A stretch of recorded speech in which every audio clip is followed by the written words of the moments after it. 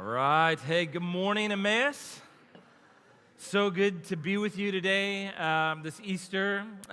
If you are new with us, we're so glad to have you here. Wherever you are coming from on your journey with God, we hope and pray that this is just a space for you to encounter His very real love for you, embodied in Jesus.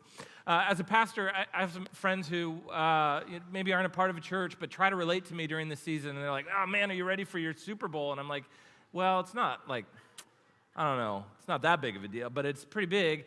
But it's more of like that it's a highly attended gathering, but in truth, Easter and the Super Bowl are nothing alike because the Super Bowl happens every year. And it's basically of no consequence to most of the globe. It's of consequence to one city and one team, and then they have to start all over again with a draft and get right back to work. But Easter is this completely different reality. Sundays come and go, but you cannot overstate the importance and the significance of Easter as a once in a lifetime event, and a once in a cosmos event. Because it's not a mood, it's not a cycle, it's not a perspective, it's not an experience. Easter is an event. The good news is news about something that happened. And so I want to invite you this morning to reconsider Easter with me for the momentous event that it is. Something that happened, and because it happened, it changes everything. That it is good news that speaks to what our hearts actually most deeply want and need.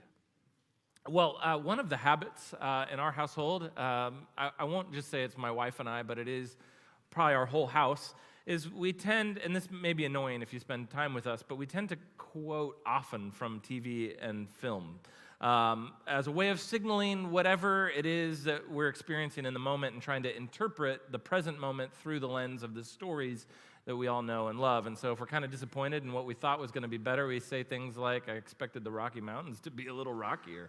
And we all know what we mean if you've seen Dumb and Dumber. And so it's essentially the marital or family version of what most people do on the internet with memes, or what we do with a GIF in a text thread. If, for instance, you are about to do something, you're planning to do something that you know is going to be difficult, you might send Boromir from Lord of the Rings saying one does not simply walk into Mordor, or one does not simply put a toddler to bed, right?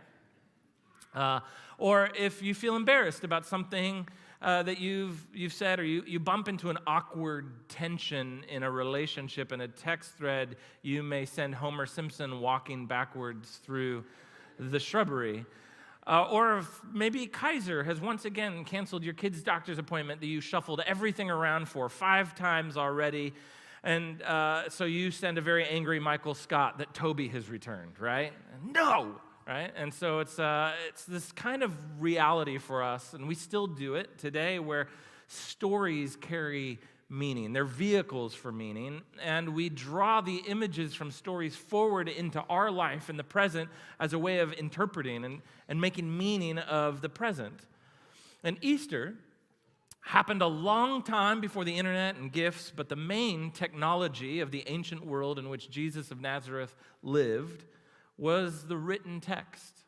It was the advanced technology of his own day. And John, the apostle, hands down his own eyewitness testimony and that of others that he collected into what we call a gospel account. It is a good news account that is one part history, one part biography, definitely a bit theology, and it is a way of describing the life and death and resurrection of Jesus. And he collects that eyewitness account together and uses images from the stories he grew up on, the stories that he was attuned to.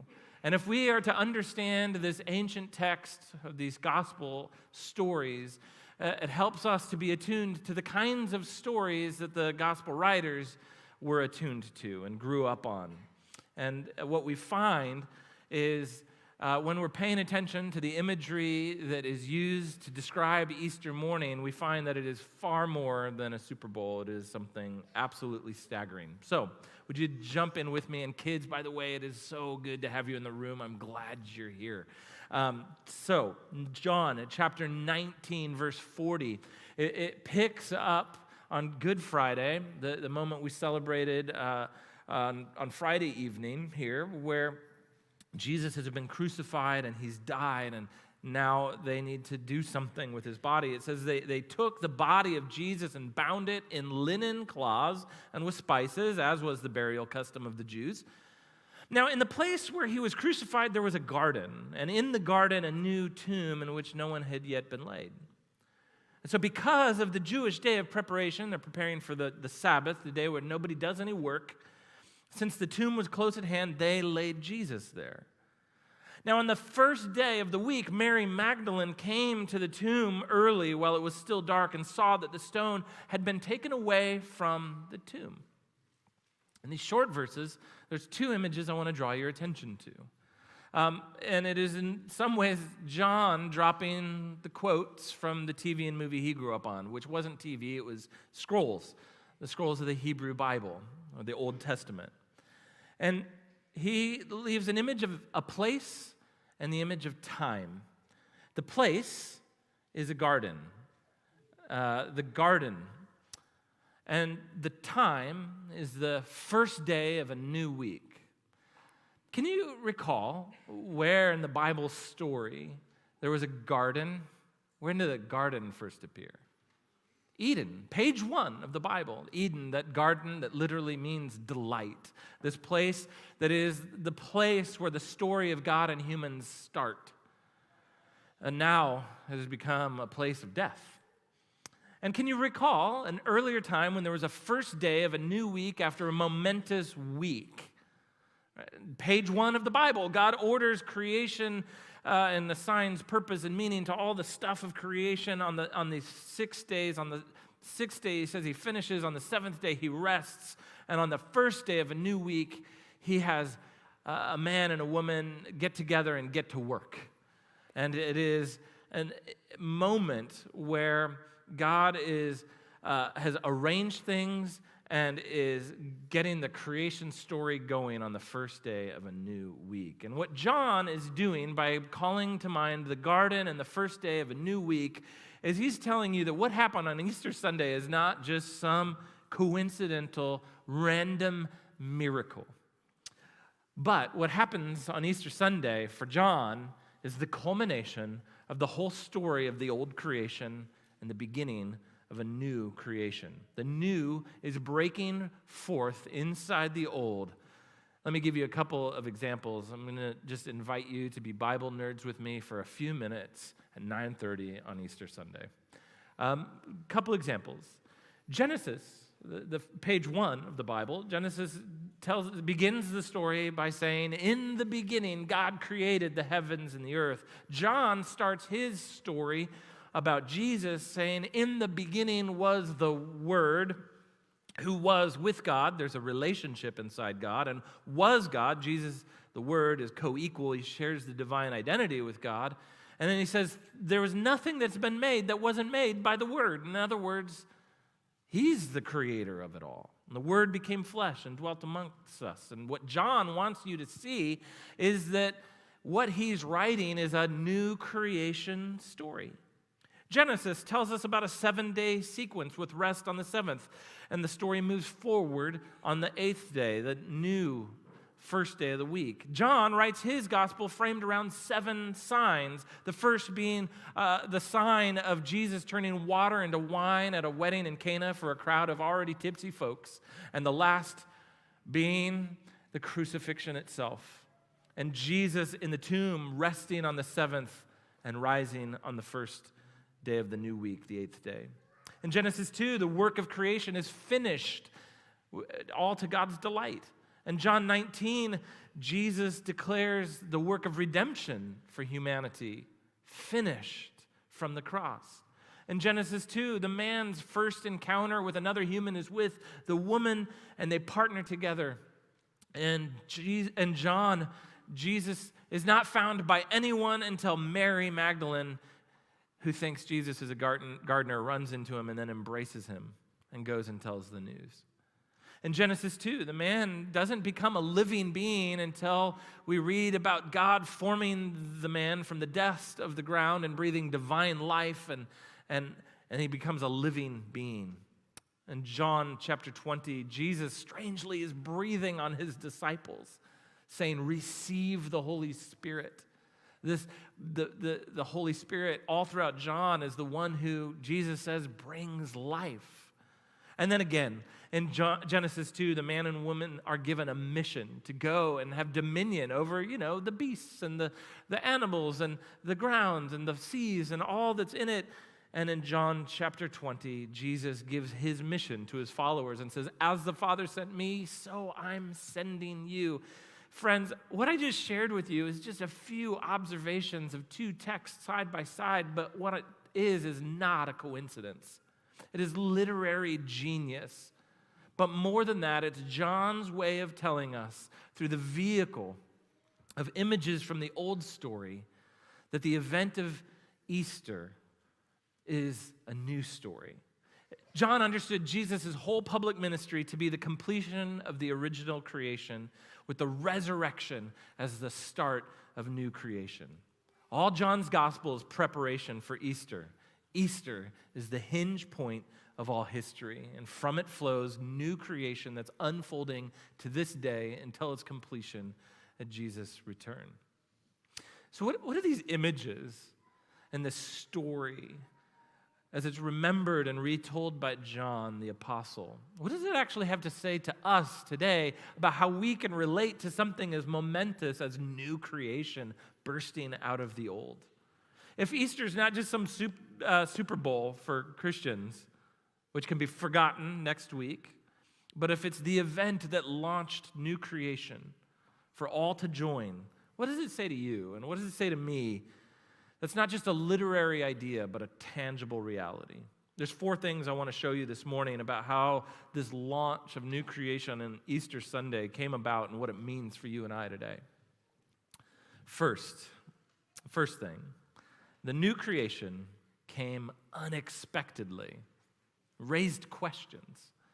What happened to Jesus was not something anybody thought was going to happen to Jesus. Nobody thought that was going to happen. It was a surprise turn to the story for sure.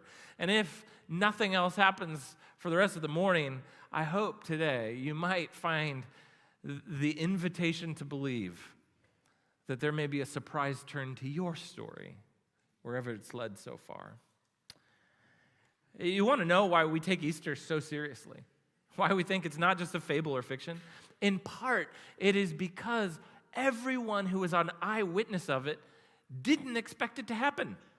They were all dumbfounded by it. Not a single one said, yeah, I thought that was going to happen. Every single person who encountered the living Christ afterwards was stunned. It says this in verse 2, that she, Mary Magdalene, ran and went and told Simon Peter and the other disciple, the one whom Jesus loved, John, which if you're going to write the story about Jesus, you might as well put yourself in there as the one Jesus loved. And he said to them, they have taken the Lord out of the tomb, and we don't know where they've laid him. So she finds the tomb empty, and she goes and she gets more people, and she invites them into her ignorance. She doesn't know what's going on. Listen to her claim. What does she claim? We don't know. She has no clue what's happened. Easter starts with a mystery. It began with this unexpected turn of events and raises the question, where is Jesus? New creation begins with curiosity because what we thought we knew for sure starts to give way to realizing there's more going on than what we think. Easter invites you and I into a posture of curious seeker, being open-minded to seek and see what we find as it relates to the Jesus of history and the empty tomb.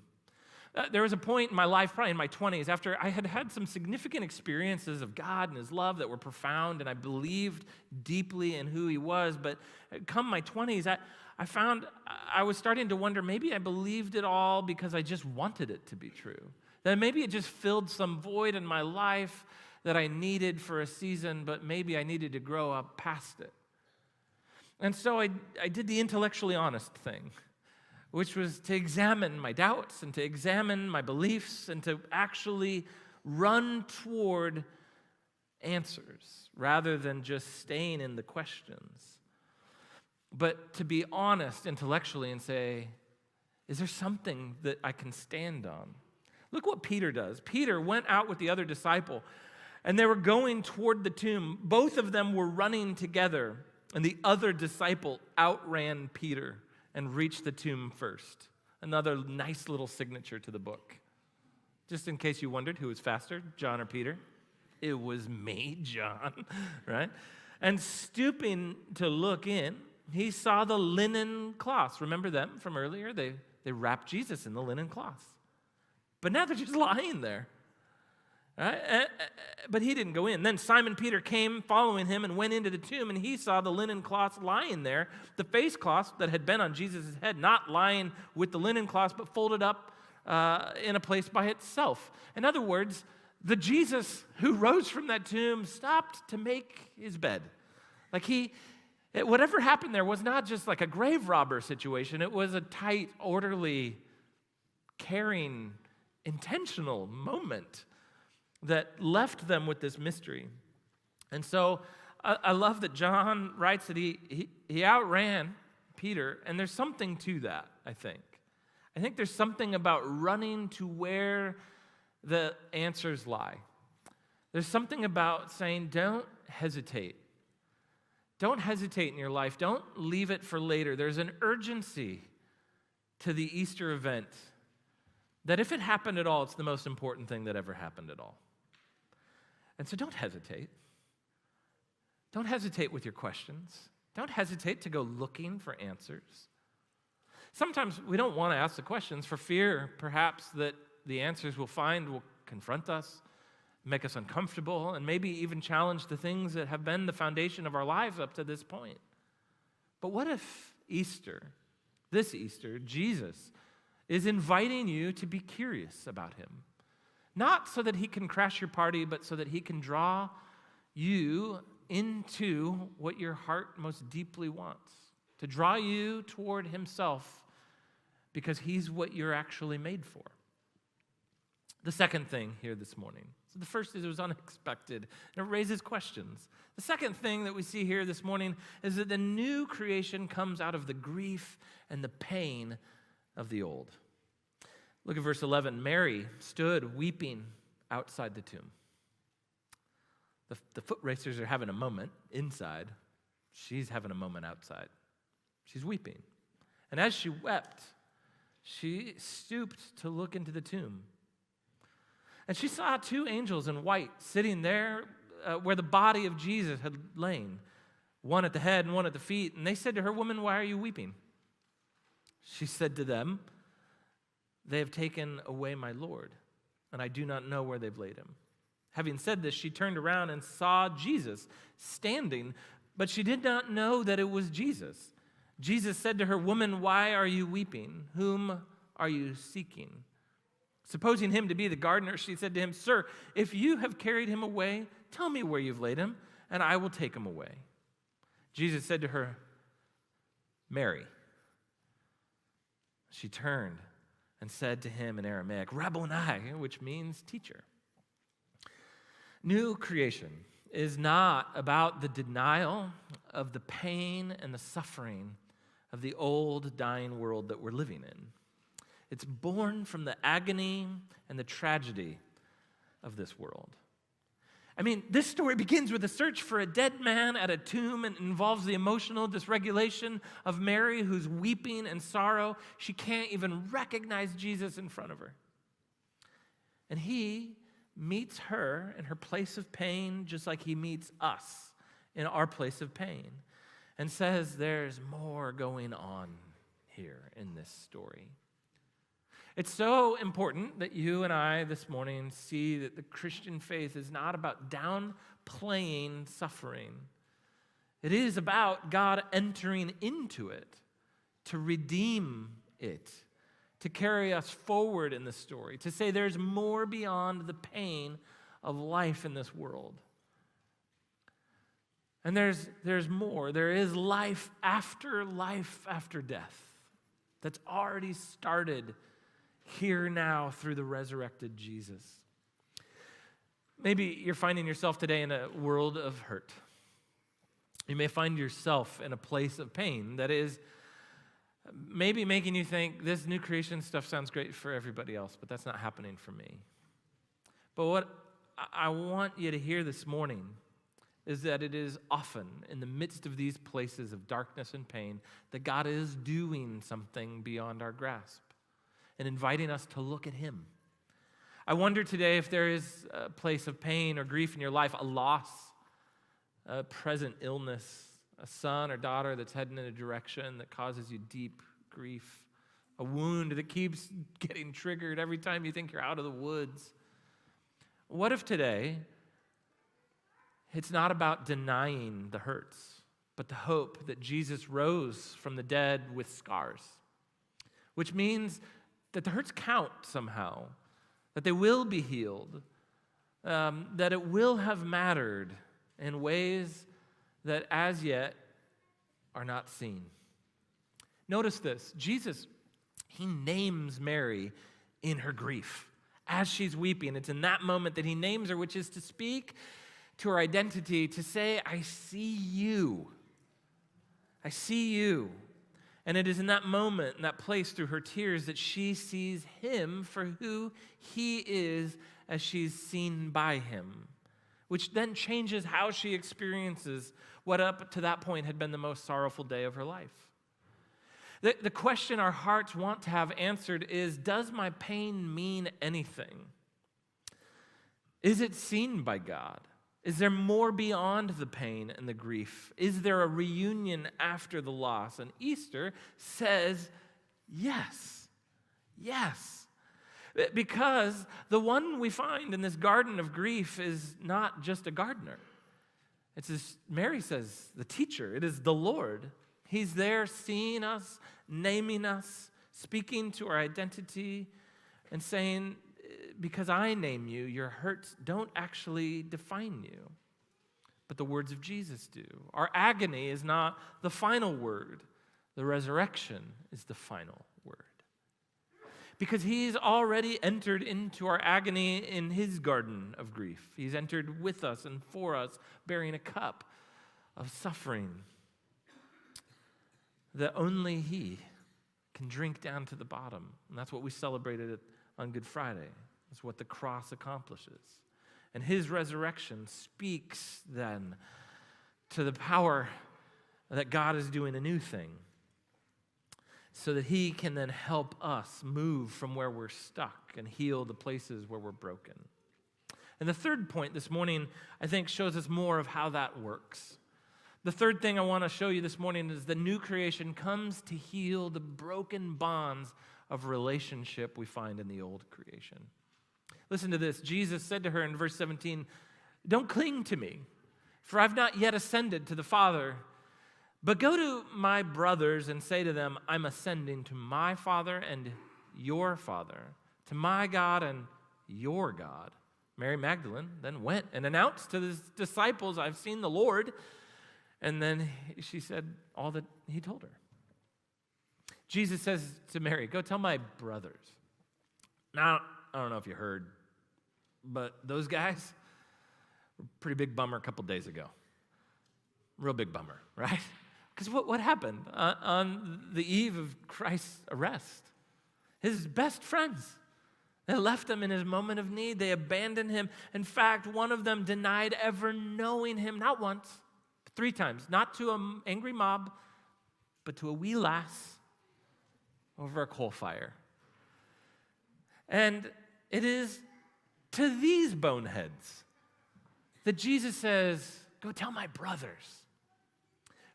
Go tell those guys, go tell them I'm ascending to my Father and your Father.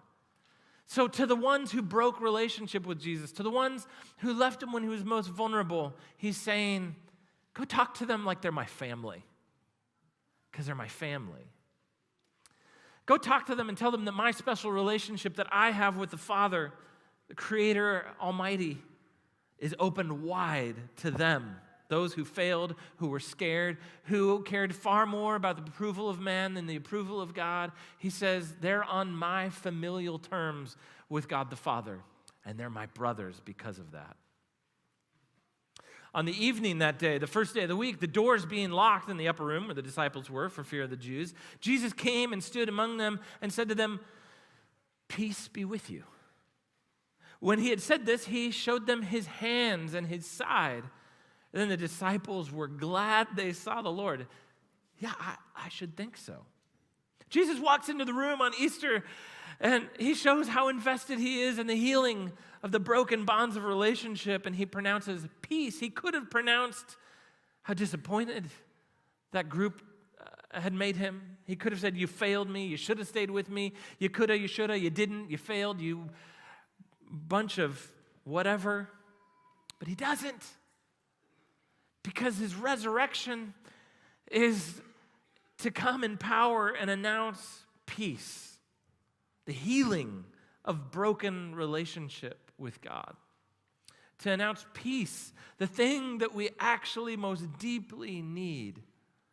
He says, peace not based on what you did and how you did enough of it, but peace because look at me, look at my hands, look at the wounds I bear that have accomplished our peace and reconciliation.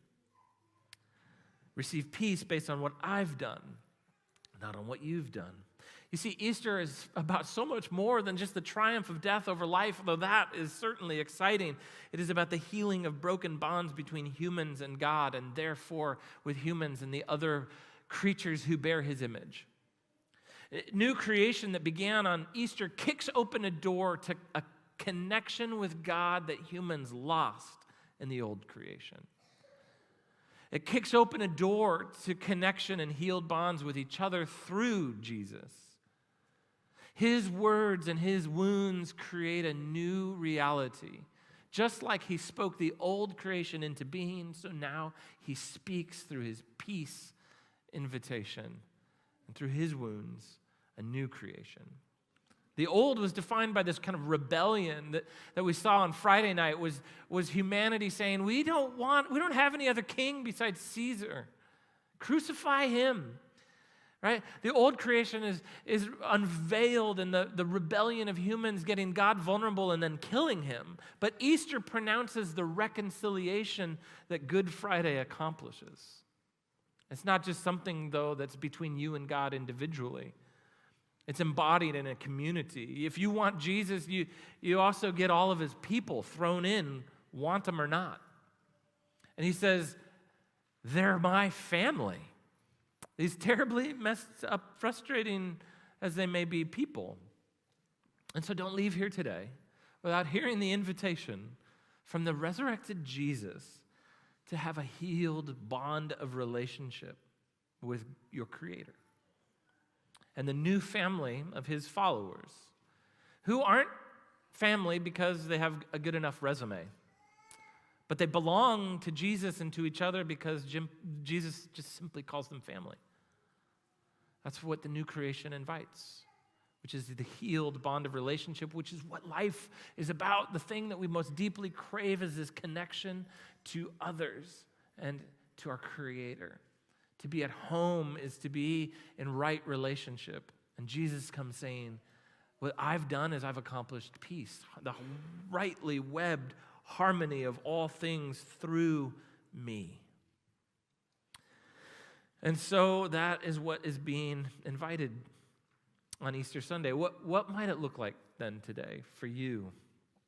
On Good Friday, we said it looks like resting, secure, no longer needing to add to what makes us secure with God, of no longer letting the accusation of past failure harangue you and harass you and keep you from God's love, as if you had gone too far, you were too damaged. But to let the words of Jesus, peace be with you, let those be louder than the anxiety that says, I'm not enough. I'm not enough to be accepted or to belong or to be loved. That's the old creation talking, and it's been outmaneuvered and outruled. It's been crucified, and it's fading, and the new creation's here. It looks like bringing the places in my life that I'm embarrassed about to God, about bringing the places that make me feel shameful and being honest with God about them, about saying to him, I did this, I felt this is where I'm at. And maybe it was by living like he was just a kid's story and your story was the best-selling novel and you were the main character. Maybe it was by running the opposite direction from what your conscience told you for miles and years. Maybe it was in how you treated people who had less power and were weaker and vulnerable than you and you knew better. Maybe it was in holding on to a bitter heart and nursing your anger until there was nothing left of you and it was just anger that was left. Jesus says, just bring it to me. I came to heal the broken relationship that humans have with me and with each other. So he says, bring your broken stuff to me. Let my triumph over death be sufficient. He overcame death. How much more then can his love overcome the barriers and the broken bonds we carry with us today? For me, that just looks like the freedom then to be honest and say, here's where I've gotten it wrong, but not live punishing myself for having gotten it wrong, but to live as if Jesus' words were true. The other way you let Jesus heal the broken bonds of relationship with him is to let him do what he said he came to do. He said, I must ascend. And that is weird language to us, but it struck a chord with everyone in the first century who heard it. It was language of going to rule and to reign from the throne of heaven. And it's about letting Jesus be the ruler of my life and my community life and my relational life. And it is about letting him then have the authority that he actually has. Because when we do let him have the authority that he actually has in my life and my relationships, we're the benefactors. It's like a team that wins because they finally let their competent coach them. It's like a business that flourishes because they have an owner that is wise. Or it's like families that are thriving because the parents are just good at leading. And it's like a church that thrives because they let Jesus order their common life together by his word. Or a human life that grows more beautiful because it's ruled by the king that made them. Our hearts want to know, is there a better way? Is there a better way to live? Is there a way to be permanently secure and belong? And Easter is where Jesus says, yes, yes. Go tell my brothers, my God, my Father, your Father, peace be with you. There's a permanence and belonging that is to be found with God through Jesus the King. And it's meant to be experienced in human relationships that obey him. Here's the last thing this morning that I simply want to invite you to hear. That the new creation comes with an invitation to believe. Back in verse 8, the other disciple, the fast one, the beloved fast one, who reached the tomb first, also went in, and so he went in after Peter, and when he saw, it says he saw and believed. For as yet, they didn't understand the scripture that he must rise from the dead. Then the disciples went back to their homes. You see, the searching questions led to a discovery that can only be accessed by something the scriptures call faith or trust. It's an invitation to believe good news. John says this at the end of his gospel. He says, now Jesus did many other signs in the presence of the disciples, which are not written in this book. But these are written so that you may believe that Jesus is the Christ, the Messiah, the King, the Son of God, and that by believing you may have life in his name. You see, that's the message Easter is telling you today, that new creation's already begun, and that newness, that our hearts, that renewal that we long for, can be accessed today by simple trust. It doesn't mean a simple-minded trust without evidence, as we already saw. It's the sort of faith that searches, that looks for evidence, that looks into the tomb, that races for answers.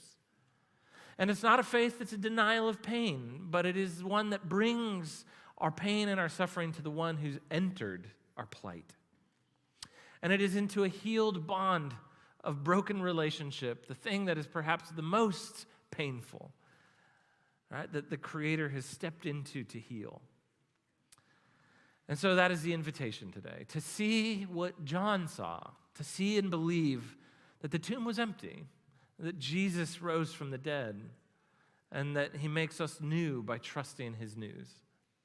That is, to be like Mary, to recognize that her tears were not the final word, but the living Lord was. How do you believe this morning? How do you do that? If you are sitting here thinking, I think I might buy this. It's strangely coherent. It strangely resonates.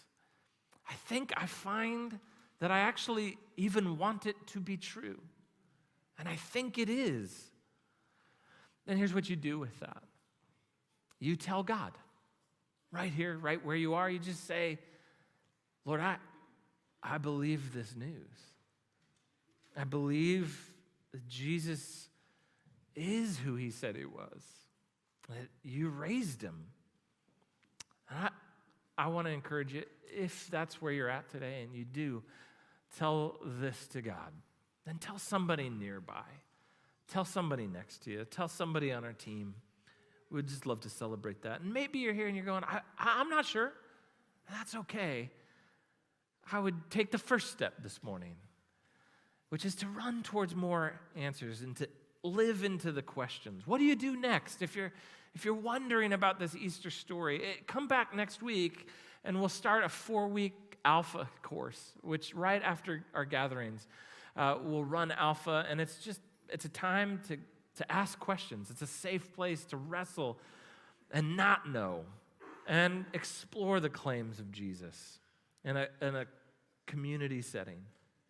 Wherever you are today, our prayer for you is simply that this good news story would impact your heart and motivate and move you to take one step closer to the Jesus of the Scriptures this Easter. As the one who invites you into new life, a new creation, a life ordered by his rule as king and his words, ordered by his triumph over death and sin and shame. A life and relationship with the one who comes and says, peace be with you. Would you pray with me? God of all grace, God of the cross and the empty tomb, we come towards you this morning as a community receptive to your moving toward us, the Word becoming flesh, dwelling amongst us, suffering a death for sin, conquering death through life. God, I pray that your Spirit would move us this morning to respond where we stand with a simple trust that is receptive to what you've come to do, to heal what's broken, to draw us into life with you. So we want to celebrate this reality today. We want to celebrate trusting, celebrate leaving with the hope that Easter summons us to believe. And it is in Jesus' name we pray. Amen.